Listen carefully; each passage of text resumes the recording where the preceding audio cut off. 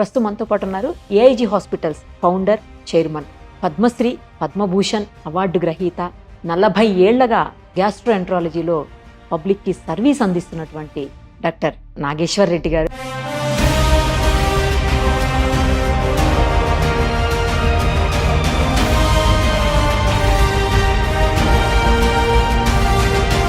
ప్రస్తుతం మనతో పాటు ఉన్నారు. ఒక్కసారి ఆయనతో మాట్లాడదాం.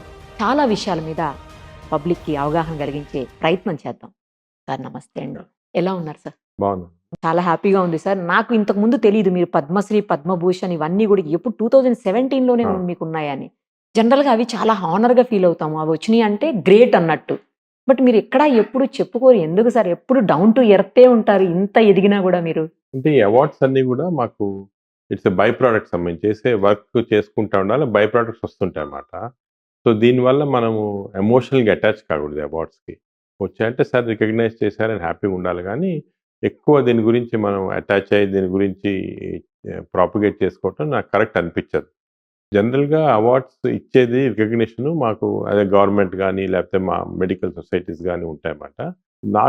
నా బిలీఫ్ ఏమంటే చాలా వరకు మా మెడికల్ డాక్టర్స్ రికగ్నైజ్ చేసి ఇచ్చే awards are much bigger than జనరల్గా గవర్నమెంట్ ఇచ్చే అవార్డ్స్ కానీ. అందరూ అనుకుంటారు పద్మశ్రీ, పద్మభూషణ్ అంటే పెద్ద అవార్డ్స్ అని. బట్ నా ప్రకారము దీనికన్నా కూడా అవార్డ్స్ మాకు గవర్నమెంట్ ఇచ్చే అవార్డ్స్ కన్నా కూడా మా సొసైటీస్, అంటే ఫర్ ఎగ్జాంపుల్ మాకు American society of gastroenterology Rudolf Schindler award అని ఇచ్చింది. ద బిగ్గెస్ట్ అవార్డ్స్ మాకు మా ఎండోస్కోపీలో సంథింగ్ లైక్ హైయెస్ట్ అవార్డ్. అటువంటి అవార్డ్స్ వస్తే వీ ఫీల్ బాగా హ్యాపీగా ఉంటుంది, ఫుల్ఫిల్డ్గా ఉంటుంది.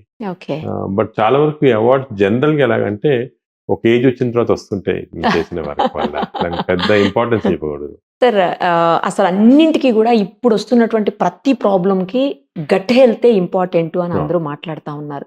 దాన్ని సరిగ్గా చూసుకోకపోవటం వల్లే రకరకాల హెల్త్ ఇష్యూస్ వస్తున్నాయి, అది చివరికి మరణాల వరకు దారితీసేటువంటి పరిస్థితులు.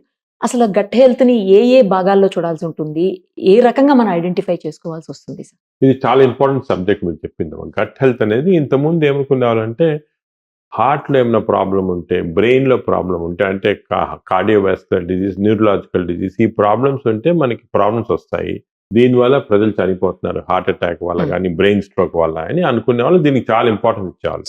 ఫర్ ఎగ్జాంపుల్ 40 సంవత్సరాల క్రితం నేను గ్యాస్ట్రోఎంట్రాలజీ టేకప్ చేసినప్పుడు అందరు చెప్పారు ఈ సబ్జెక్ట్ని తీసుకున్నారు, దీనికి అసలు ఫ్యూచరే లేదు, అసలు మనకి గ్యాస్ట్రోఎంట్రాలజీ అంటే ప్రేగులకు సంబంధించింది, ప్రేగులకి ఏం ఫంక్షన్, తిన్న ఆహారం డైజెస్ట్ చేయటం, మన బాడీలోకి తీసుకెళ్ళటం అంతే, దానికి వేరే ఇంకేం లేదు, వాట్ ఈస్ ద ఇంపార్టెన్స్ అని. కానీ ఇప్పుడు మనకు తెలిసింది ఏమంటే మన హెల్త్ అంతా, కంప్లీట్ బాడీ హెల్త్ అంతా కూడా గట్లో కంట్రోల్ ఉంది, అంటే మన ప్రేగుల ద్వారా కంట్రోల్ ఉంది. అంటే మన హార్ట్ కూడా గట్ని కంట్రోల్ చేస్తుంది, అదేవిధంగా బ్రెయిన్ కూడా మన గట్టే కంట్రోల్ చేస్తుంది అని చెప్తాను. దాని గురించి చాలా ఇంట్రెస్టింగ్ రీసెర్చ్ జరిగింది.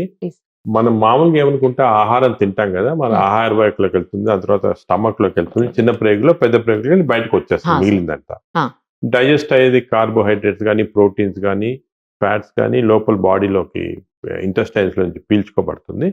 అక్కడ వాళ్ళు లివర్కి వెళ్ళి అక్కడి నుంచి ప్రోటీన్స్గా తయారు కావటము, అలాగే కొలెస్ట్రాల్గా తయారు కావటం అన్నీ అవుతాయి. దిస్ ఇస్ నార్మల్ అనుకునేది. కానీ గత 5 సంవత్సరాలుగా మనకి ఏం తెలిసిందంటే ఇది కరెక్ట్ కాదు.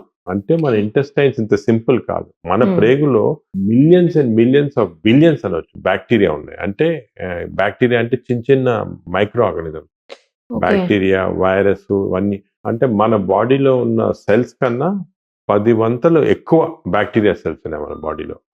మన బాడీలో ఉన్న జీన్స్ కన్నా 10,000 times more genes are bacteria genes బాడీలో. సో మనం తిన్నది ఆహారం కానీ ఏమన్నా కూడా ఆ బ్యాక్టీరియా డైజెస్ట్ చేసి అవి మనకి మన బాడీలోకి పంపిస్తుంది. అంటే మనం డైరెక్ట్గా డైజెస్ట్ చేయటం లేదు, ఫస్ట్ బ్యాక్టీరియా తింటాయి, బ్యాక్టీరియా తినిన తర్వాత వాళ్ళు ఎనర్జీ ప్రొడ్యూస్ చేసి మనకి ఇస్తుంది అన్నమాట. అంటే ఒక మదర్, కొన్నిసార్లు మీరు ఈ నేచర్లో చూస్తుంటారు, ఈ బర్డ్స్ లో మదర్ బర్డ్ ఏమో తిని అది పర్వాలేదా బాగానే ఉందని చెప్పి బేబీకి ఫీడ్ చేస్తుంది. అలాగే మన బ్యాక్టీరియా కూడా అటువంటి అన్నమాట, మన బాడీలో మనం తిన్న ఆహారం ఫీడ్ చేసి. ఎందుకంటే నేచర్లో ఎప్పుడెప్పుడో నుంచి వచ్చింది, కొన్ని మిలియన్స్ ఆఫ్ ఇయర్స్ నుంచి ఎవల్యూషన్ అలాగ వచ్చింది. ఈ బ్యాక్టీరియా అనేది మన ఫస్ట్ ప్రపంచంలో ఆల్మోస్ట్ 4 billion years అప్పుడు బ్యాక్టీరియా వచ్చాయి. మన స్టార్ట్ ఎలాగా అయిందా సార్? బ్యాక్టీరియా ఎలా స్టార్ట్ అయింది ఎవరికి తెలియదు కానీ వచ్చాయి. ఆహా. ఆ బ్యాక్టీరియా ఏమయ్యేదంటే మామూలుగా అంతా వాటర్లో ఉండేవి, ఎయిర్లో ఉండే అలా ఉండేవి అన్నమాట, ఇండిపెండెంట్గా. ఓకే. కనీసం ఒక 3-4 బిలియన్ ఇయర్స్ మన ప్రపంచంలో బ్యాక్టీరియా తప్ప వేరే ఇంకేం ఉండేది కాదు, జంతువులే ఉండేవి కాదు. అప్పుడు జంతువులు స్టార్ట్ అయిన తర్వాత ఈ బ్యాక్టీరియా జంతువుల్లోకి ప్రవేశించి మన బాడీలో ప్రతి సెల్కి మైటోకాండ్రియా అని ఉంటుంది. అంటే మన బాడీ యాక్టివిటీస్ అంతా, ఎనర్జీ అంతా మైటోకాండ్రియా నుంచి వస్తుంది. That mitochondria is nothing but ఒక బ్యాక్టీరియా సెల్లోకి వెళ్ళిపోయి ట్రాప్ అయిపోయింది అక్కడ. So it's bacteria which is energy cell house అంటాం. సార్. సో అలా స్టార్ట్ అయింది మన రిలేషన్షిప్.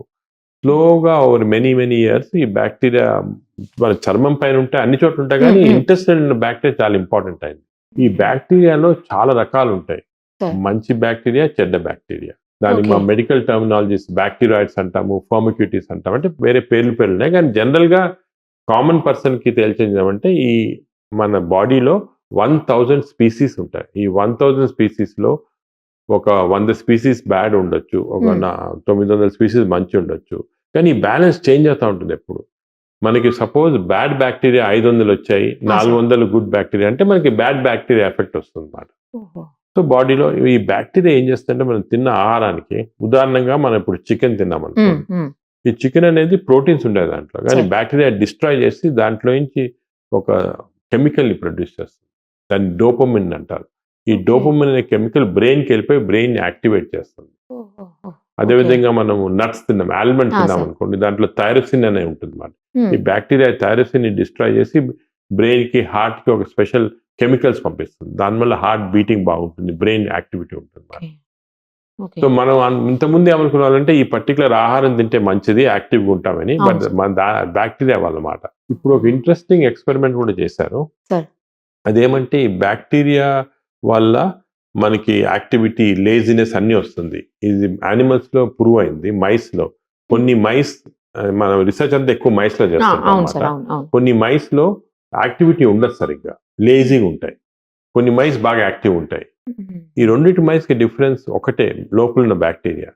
ఈ లేజీగా ఉన్న మైస్ కి మన యాక్టివ్ ఉన్న మైస్ బ్యాక్టీరియా ఇస్తే, నోట్ ద్వారా ఇస్తే అవి యాక్టివ్ అయిపోతాయి అన్నమాట. చాలా మంది పేషెంట్స్ దగ్గరికి వచ్చి అప్పుడప్పుడు చెప్పి, ఇంతకుముందు, ఇప్పుడు నాకు తెలిసింది, ఇంతకుముందు చెప్పేవాళ్ళు మాకు ఎంత అనుకుంటే కూడా ఎక్సర్సైజ్ చేయలేకపోతున్నాం, బద్ధకంగా ఉంది, పొద్దున్న లేసినే నడవాలనిపించదు అంటే తిట్టేవాళ్ళం, నువ్వు లేజీ ఫెలో, ఇది అది యాక్టివ్ ఉండాలి. కానీ ఇప్పుడు అర్థమైంది యాక్చువల్లీ వాళ్ళ బ్యాక్టీరియా కారణం వల్ల జరుగుతుంది అన్నమాట. సో ఇప్పుడు మేము కొన్ని రీసెర్చ్ కూడా చేస్తున్నాం, వాళ్ళ బ్యాక్టీరియా మారిస్తే యాక్టివ్ అయిపోతారా, బాగా ఫ్రెష్ అయ్యి కొంచెం యాక్టివిటీ ఇంక్రీజ్ అవుతుందా.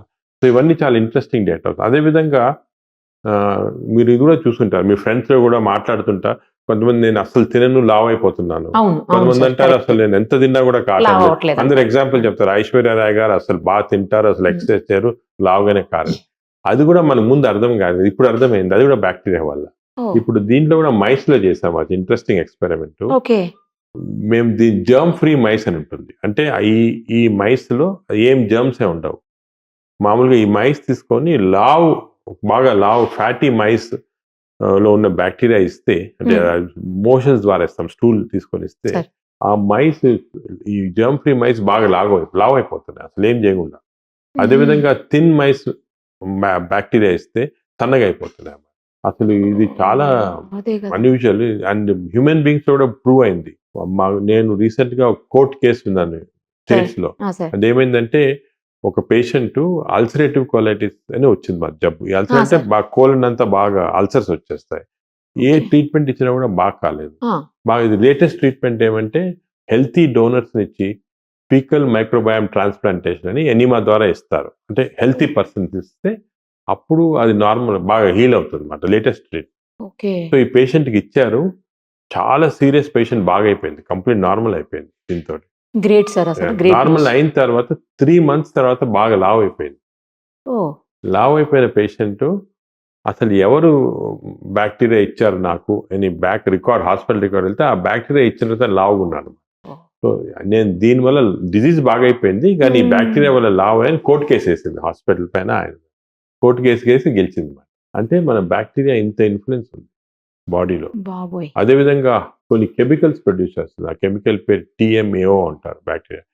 ఈ కొన్ని బ్యాక్టీరియా వల్ల TMAO ఎక్కువైపోతే హార్ట్ ప్రాబ్లం వచ్చేస్తుంది. ఇంతకుముందు హార్ట్ అంటే మనం కొలెస్ట్రాల్ ఇది అని అనుకున్నాం కదా, కానీ అది కాకుండా ఇది మోస్ట్ ఇంపార్టెంట్ అయిపోయింది. మనం బ్యాక్టీరియా చేంజ్ చేస్తే హార్ట్ ప్రాబ్లమ్స్ తగ్గించవచ్చు. అది కూడా ఇప్పుడు కొత్త నాలెడ్జ్. అంటే మన గట్ హెల్త్ అంత ఇంపార్టెంట్. ఇప్పుడు అది heart, cardiac health, neuro health అందరూ అది మానేసుకొని గట్ హెల్త్ పైన కాన్సన్ట్రేట్ చేస్తున్నారు. ఎందుకంటే ఈ ఓకే. బ్యాక్టీరియాని మ్యానిపులేట్ చేస్తాం మనము.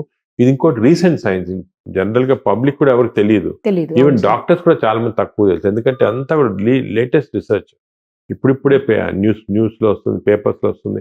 మేము కూడా ఇక్కడ ఒక పెద్ద మైక్రోబయామ్ ల్యాబ్ అని సెటప్ చేస్తాం మన ఏఐజీలో. సార్. ఈ మైక్రోబయామ్ ల్యాబ్ లో we now able to do genetic analysis of all the 1000 bacteria species. ఇంతకుముందు అది లేదు, ఓకే సార్. Technology okay. లేదు.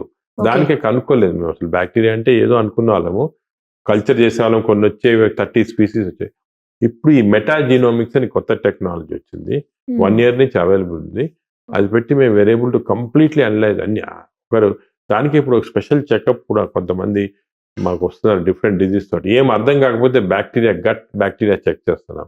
ఓ. 1000 స్పీసీస్ చెక్ చేసి ఇప్పుడు దాంట్లో మీకు ఈ బ్యాక్టీరియా ఎక్కువ ఉంది, దీనివల్ల లావ్ అవుతున్నాం, ఈ బ్యాక్టీరియా తక్కువ ఉంది, దీనివల్ల డైజెషన్ కావట్లేదు, అంత కంప్లీట్గా వేర్ అనలైజింగ్. పెద్ద రీసెర్చ్ ప్రాజెక్ట్ చేస్తున్నాము.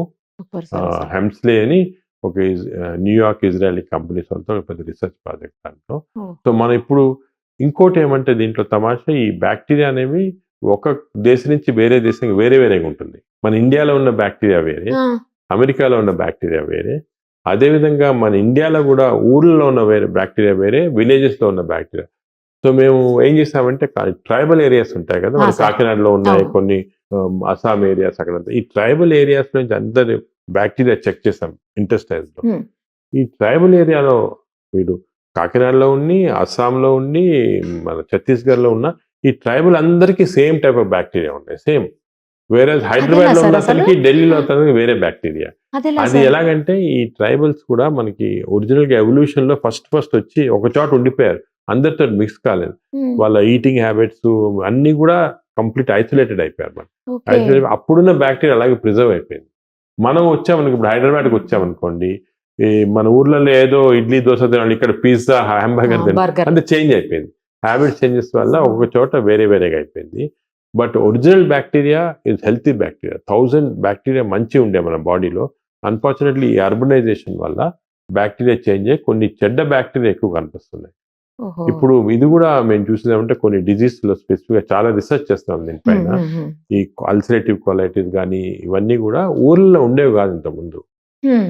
మన ఇప్పుడు మాకు పటాన్చేరు దగ్గర ఒక 20 విలేజెస్ మేము దత్తు తీసుకొని చేస్తున్నాం దానిపైన రీసెర్చ్. అక్కడ వర్క్ చేస్తున్నాం, అంటే అబ్బో. ఫ్రీ హెల్త్ కేర్ అంతా ఇస్తున్నాం వాళ్ళకి. Okay sir. ఓకే. వాళ్ళకి గత 20 సంవత్సరాలుగా ఫాలో చేస్తున్నాం. నేను ఫస్ట్ హైదరాబాద్కి వచ్చినప్పటి నుంచి 2000 నుంచి చేస్తున్నాం అక్కడ. Okay sir. ఈ 20 years లో వాళ్ళ బ్యాక్టీరియా కంప్లీట్ చేంజ్ అయిపోయింది. ఫస్ట్ వేరేగా ఉండేది, హ్మ్. వాళ్ళకి ఇన్ఫెక్షన్స్ అవన్నీ ఎక్కువ ఉండేవి. ఈ లాస్ట్ 5-10 years కొంచెం గవర్నమెంట్ ఆఫ్ తెలంగాణలో బాగా వాటర్ సప్లై క్లీన్ చేసి అంతా చేశారు. ఓహో. చేస్తే ఆ ఇన్ఫెక్షన్స్ తగ్గిపోయాయి, సార్. బ్యాక్టీరియా చేంజ్ అయింది. హ్మ్. కానీ ఇంకోటి ఏమైందంటే ఫాస్ట్ ఫుడ్స్ వచ్చేసాయి. హ్మ్. అంటే ఇప్పుడు మీ ప్రతి చిన్న ఊరికి వెళ్తే కూడా ఒక ఇది ఉంటుంది, చిన్న కొట్టు ఉంటుంది, హ్మ్. దాంట్లో చిప్స్, నూడిల్స్ అవన్నీ ఉన్నాయన్నమాట. అవును సో సార్. దాంతో వాళ్ళకి బ్యాక్టీరియా చేంజ్ అయిపోయి వెస్టర్న్ బ్యాక్టీరియా వచ్చి ఇప్పుడు ఈ ఊర్లలో అంత బ్యాక్టీరియా, అమెరికాలో ఏ బ్యాక్టీరియా ఉందో ఆ బ్యాక్టీరియా ఉంది వీళ్ళకి. వచ్చి వాళ్ళకి అంతా డిజీజ్ కూడా అలాగే వస్తున్నాయి, కోలైటిస్ అని, కొత్త రకాలైన జబ్బులు వస్తున్నాయి ముందు లేని. సో అంత ఇంపార్టెంట్ అన్నమాట బ్యాక్టీరియా.